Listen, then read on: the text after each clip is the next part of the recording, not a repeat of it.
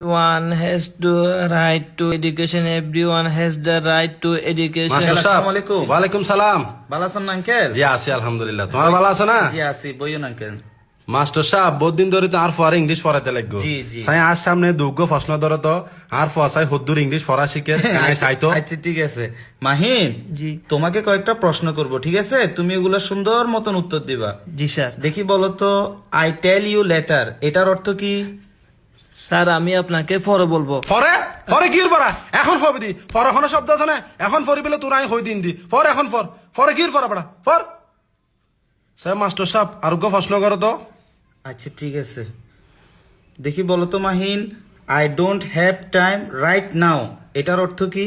Sir আমার হাতে এখন সময় নাই। কে তোরা তো সময় কে নাই? তুই হরে যাবি নাকি? তুই কি আল সাজ করতে যাবি না মই সরাতে যাবি না গরু সরাতে যাবি? কি সময় নাই তোর? সময় তোর তো না আছে এখন ফরি উনাবি দি ব্যাগ কি সময় ফর এখন ফর। মাস্টার সাহেব সাই আরোগ্য প্রশ্ন করো, আরোগ্য প্রশ্ন করো সাই মাস্টার সাহেব। আচ্ছা ঠিক আছে আঙ্কেল।